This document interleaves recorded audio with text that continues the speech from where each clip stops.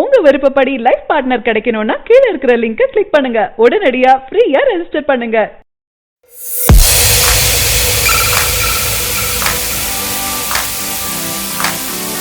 காப்பான் படத்தோட அப்டேட் பற்றி வீடியோவில் பேசி சூர்யாவோட அடுத்தடுத்த படங்கள் எல்லாமே வெயிட்டிங்ல தான் இருக்கு. இதுல முக்கியமான படம்னா அது என்ஜிகே சொல்லலாம். இந்த படம் நீண்ட நாட்களாகவே ரசிகர்கள் எதிர்பார்ப்புல இருந்து வருது. அடுத்த பிரம்மாண்ட எதிர்பார்ப்புல இருக்கும் படம் காப்பான் படம்.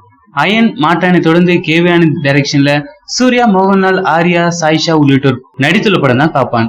சமீபத்துல பாத்தீங்கன்னா மோகன்லால் கலந்து கொண்ட பேட்டியில சூர்யா பேஸ்புக் லைவ் மூலம் வந்து பேசியிருந்தாரு.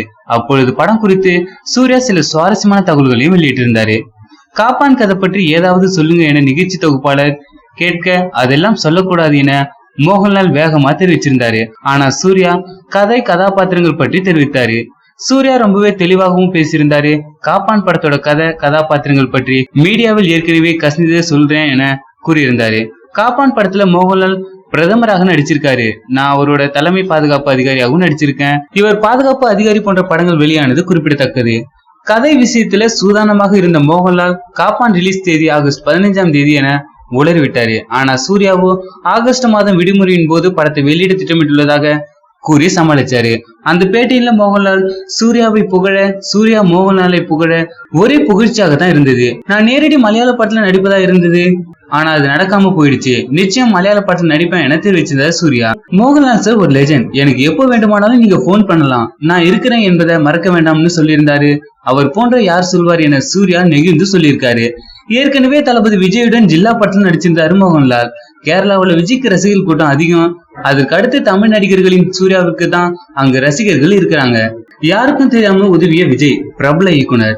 தளபதி விஜய் தமிழ் சினிமாவுக்கு வந்த பிறகு தனது ரசிகர்கள் மன்றங்கள் மூலமா எல்லோருக்குமே உதவி செஞ்சுட்டு தான் வராரு. பல இயற்கை பேரிடர் வந்த போதும் தனது ரசிகர்கள் மன்றம் மூலம் பல உதவிகளையும் வழங்கிட்டு தான் வந்தாரு. இதனை அனைவரும் அறிந்தது தான்.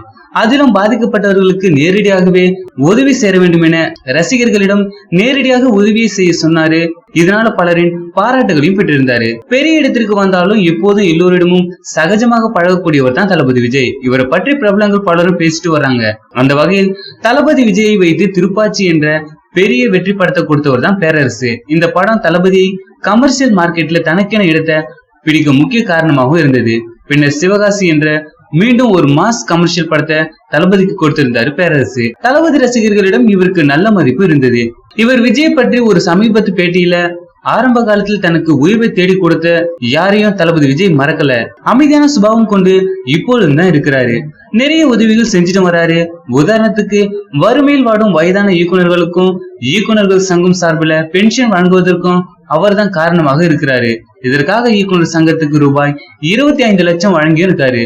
பண உதவி செய்ததோடு யாருக்கும் சொல்ல வேண்டாம் என கேட்டும் கொண்டிருக்காரு. தளபதி விஜய் எப்போதுமே ஒரு படம் முடிந்ததும் சினிமாவில் நடிகர் சங்கம், தயாரிப்பாளர் சங்கம் போன்ற பல சங்கங்கள் இருக்கின்றன. அதுல ஏதாவது ஒரு சங்கத்திற்கு பண உதவி செஞ்சுட்டு வராரு. இதனை யாரிடமும் சொல்ல வேண்டாம்னு கேட்டும் கொண்டிருக்காரு. ஆனா யாராவது தெரியாம இந்த விஷயத்த கசியும் விட்டுறாங்க. பல உதவிகளை யாருக்கும் தெரியாம தான் செய்து வராரு தளபதி விஜய். சோ இதை பத்தின உங்களுடைய கருத்துக்களை கீழே இருக்கும் கமெண்ட் பாக்ஸ்ல கமெண்ட் பண்ணுங்க. இந்த வீடியோ பிடிச்சிருந்தா லைக் பண்ணுங்க, ஷேர் பண்ணுங்க. மேலும் இது போன்ற செய்தியை உடனுக்குடன் அறிந்து கொள்ள நம்ம சேனலை சப்ஸ்கிரைப் பண்ணுங்க.